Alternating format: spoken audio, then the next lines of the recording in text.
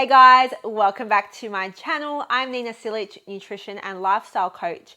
And today we're going to talk about what are some reasons you might lose weight on a reverse diet.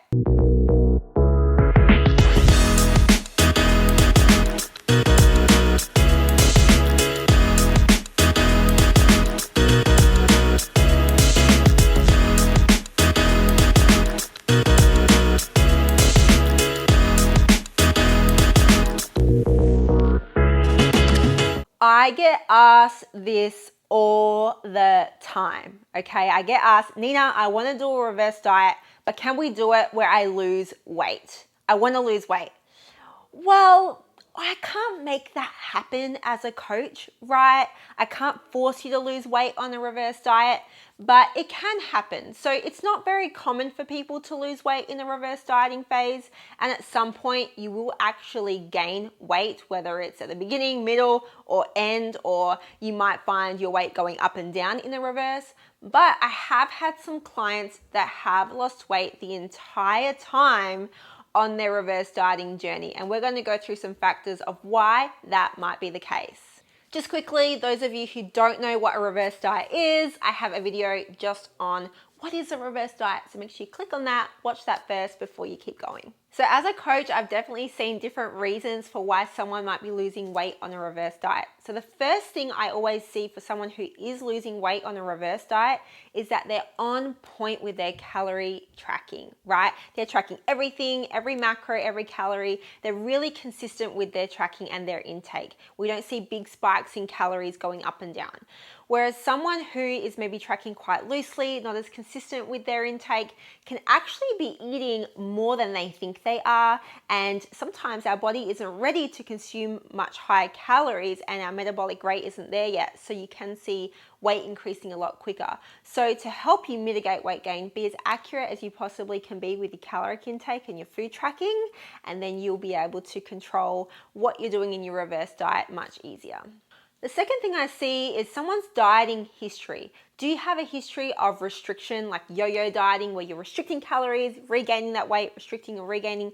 Or are you somebody who's been diligently doing dieting phases with recovery and reverse dieting phases over time? So both are going to put you in a different place of where your metabolic rate is. So if you're someone who has a really good metabolic rate, it's in a really good place, you're maintaining weight on high calories in general, then in a reverse, your body's going to be happier to add those calories back in, and it's not primed for body fat gain. Whereas someone who has been restricting for a long time and your body's in survival mode, then your body's primed for body fat gain. It just wants to gain fat. So for that person, they're most likely going to gain much more weight in their reverse. So your dieting history plays a lot with it.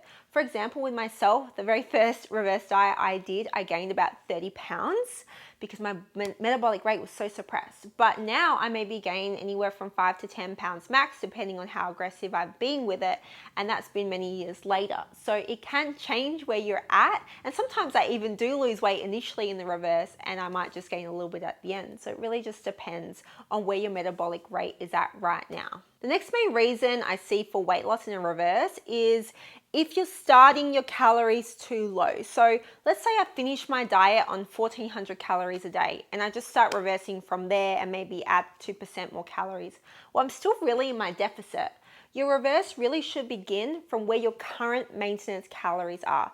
That's different from your predicted maintenance because your body adapts through that dieting phase. So let's say maybe my current maintenance is about 1600 calories a day. Well, I should be starting my reverse from there and then adding calories in slowly rather than starting from that 1400 mark, because from 14 to say 1600 calories, for example, and these are just random numbers I'm throwing out there, I'm still in a deficit, right? So I am going to lose weight. So it's kind of a little bit, I guess, you think you're losing weight on the reverse, but you're not really. So make sure that you start your calories from your current maintenance and then slowly start increasing. Something that's really not common to see, but these are the people that really do lose weight throughout their reverse diet journey, is as we add calories, their metabolic rate just continues to speed up faster than what we can keep up with the calorie increases. So I've had clients like that. I am not this person. I don't think I've ever been this person, but with some clients, I've had them lose weight the whole reverse diet. And I had one client, she lost about 17 pounds, which was crazy, and her calories doubled. But that's not very common. That's like a 1 in a million, right? Where we really see that metabolic rate just increasing from additional calories added. The next reason is your training just improves tenfold, right? If you're eating more food, you're gonna have much more energy to put into training. You're gonna be able to lift more. And by default, you expend more energy during those training sessions. So that can kind of put you back into that deficit if you're burning more calories during training. So that's a typical reason why we might see some weight loss throughout the reverse diet, especially if every training session you go into with that additional food, you're just crushing and just going hard at even more throughout the reverse diet. And the final most common reason for weight loss in a reverse diet is that your NEAT goes up. So NEAT is, it's a big one, non-exercise activity thermogenesis. Oh my gosh, all the words. Basically, it's all the activity you do in a 24-hour period that doesn't include exercise. So not the training session I had, but right here, for example, I'm sitting here talking. As I'm talking, I'm fidgeting, I'm moving around, I'm maybe doing X amount of steps in a day, whatever the case may be. I'm still burning energy throughout the day.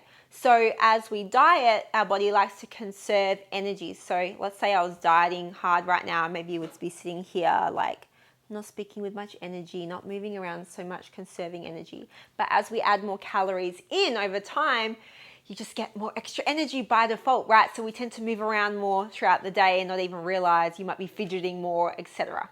So by default, that can put you back into a slight deficit and you can continue to lose weight in a reverse diet. So listen, you may lose weight in a reverse dieting phase. You may gain weight in a reverse dieting phase. You might go through both at different stages of your reverse diet, right? Everyone is different. Every reverse diet is different for every person as well. So the biggest thing I can let you know is don't compare yourself to anyone else's reverse diet. Just focus on your own. It's fine. You're doing what you need to do for your metabolism. The goal should not be fat loss or weight loss in your reverse diet. It should be to optimize your metabolic rate. So I hope you guys found this video useful. If you have any questions at all, please make sure you comment below. Have you done a reverse diet? How's it gone? I would love to hear from you. If you found this video helpful, please give it a thumbs up. Helps me out a lot. And make sure you subscribe down here somewhere so you never miss a video. Thank you guys for watching.